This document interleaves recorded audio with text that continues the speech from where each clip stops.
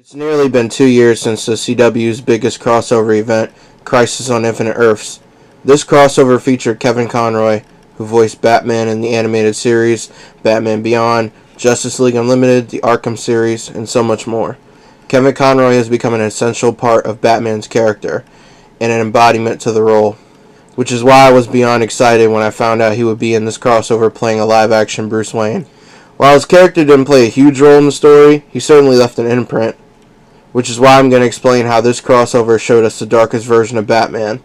I would say that he's way darker than Michael Keaton's Batman. Keaton's Batman played judge, jury, and executioner, deciding who should live and who dies. But this Batman has become a straight-up serial killer. And yes, this Bruce Wayne is the darkest version up to date, until we see how dark Robert Pattinson is, of course. His first and last appearance was during the second part of the crossover. As worlds were perishing, the Monitor gave the remaining heroes a task to find the Paragons, which are heroes with the purest will who could defeat the Anti-Monitor and save the multiverse.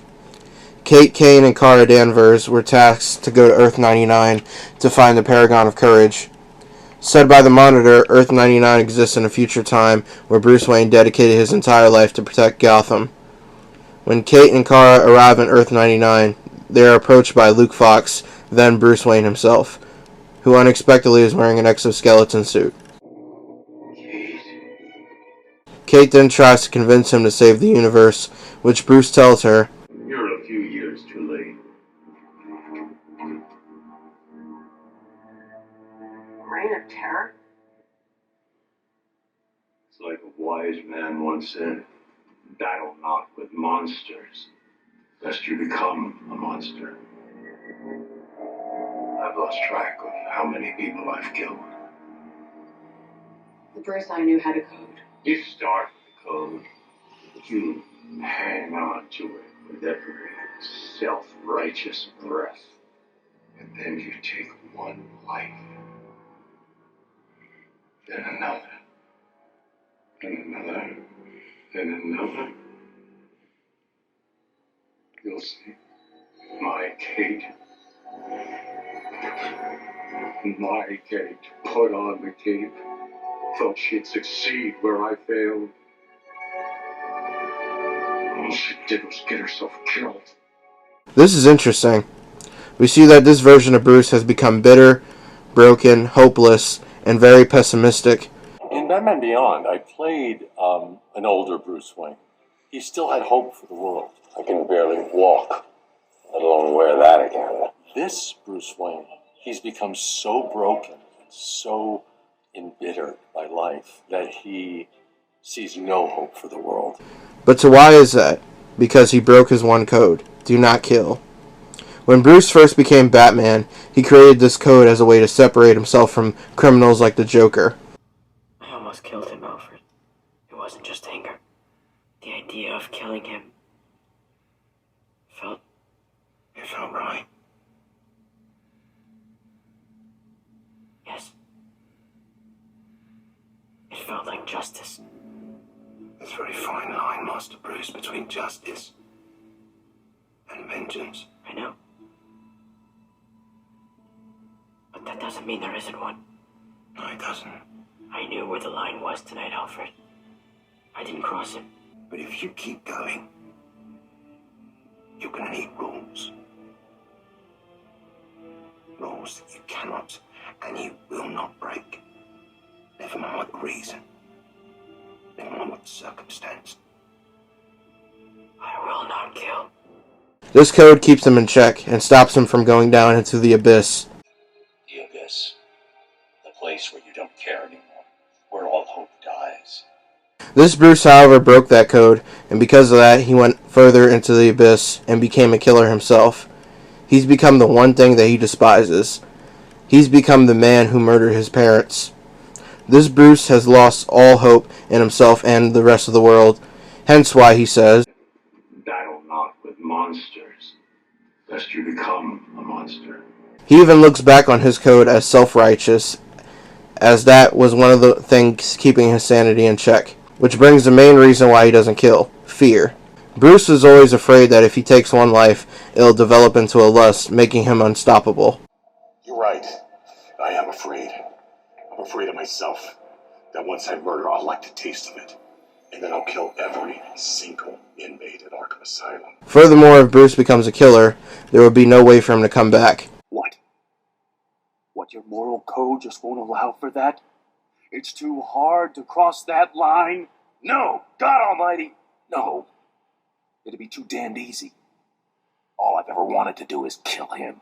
A day doesn't go by when I don't think about subjecting him to every horrendous torture he's dealt out to others, and then end him. But if I do that, if I allow myself to go down into that place, I'll never come back. And that's what Bruce has become. He's killed so many times that he lost track. And that's what he's afraid of. And him being alone all this time further drove him into the dark. Losing his parents and losing Kate, completely turning him into a broken shell of a man. I think this is why Luke is at the manor with him. Luke may be the one last person in his life who can try to help him find his way back. This further shows when Bruce brings Kate into the Batcave. He's lost so much hope that he doesn't care if the universe ends. Do you understand how many people, how many worlds are going to die? If they're anything like this world, maybe that's for the best. How can you even say that? There is no hope for this world. During this, however, Kara finds out that Bruce killed his rogues gallery and killed Superman, as seeing their things displayed in glass cases. Luke confirms this by telling Kara, It doesn't belong to Superman. His alter ego, at least. Bruce killed this Earth Superman? Who do you think put him in the exoskeleton? A big mistake. This enrages Kara, and she goes down to the Batcave calling Bruce out. Because you killed Superman. This guy's not a paragon of anything. I was right. We can't trust him on Earth. Bruce then justifies killing Superman by saying, Strange visitor from another planet comes to Earth with powers and abilities far beyond those of mortal man. Clark always said yes to anything with a badge or a flag. He gave them too much power. My parents taught me a very different lesson. Life only makes sense if you force it to. Based on that quote, it sounds like this version of Bruce experienced similar traits to the Dark Knight Returns storyline. In that storyline, Superman became a pet for the president and the U.S. government. The president orders Superman to tell Batman to retire being a vigilante, which of course he refused. You have to go back into retirement. You're upsetting too many people. You act like a criminal. We are criminals, Clark. We always have been. You're still one, too. Only difference is you have a boss. And you answer to no one. Look, either shut it down, or one of these days someone with authority is going to tell me to come stop you.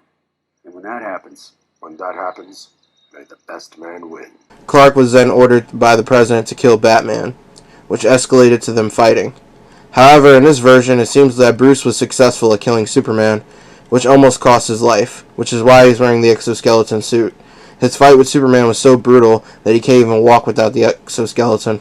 The point of this exoskeleton is to support his body because he's been so beaten and broken that he would not be able to stand up without it.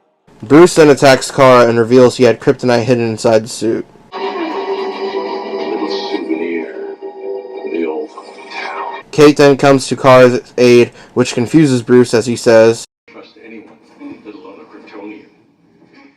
him saying this implies that his version of Kate may have helped him kill Superman, given the fact that she didn't trust Kryptonians. This is also interesting. It shows that this Bruce greatly despised the Man of Steel, so much that he killed him. But I didn't have to go easy on you. A different binding agent, a stronger mix. I want you to remember that. I wanted to remind you to stay out of my way. In all the years to come, in your most private moments, I want you to remember the one man who beat you. Seeing Kara wear his symbol enrages him, which is why he attacks her. Kara is a reminder of what Superman stood for, and that triggers Bruce. Kate then tells Bruce to stop, which then Bruce tries to convince her to give in to the darkness. This further shows how twisted this Bruce has become, justifying his murders and now trying to bait Kate into becoming a killer, shows that this Bruce cannot be redeemed. He's too far gone into the abyss at this point. He betrayed everything he once stood for. He's no longer Batman. He is now 100% just like the Joker. Bruce then tries to attack Kara again, which Kate kicks him, causing him to fall back, being shocked to death. His final words were, Kate, listen to me. There is no hope. even as he took his last breath, he still saw no hope for the universe, showing that this Bruce was beyond saving. After so many years of fighting, in the end, he let himself be consumed by vengeance, permanently damaging the symbol of Batman, and becoming a dark reflection of himself. This Bruce did not die a hero. He lived long enough to see himself become the villain, and that's what makes him the darkest version of Batman. You either die a hero or you live long enough to see yourself become the villain.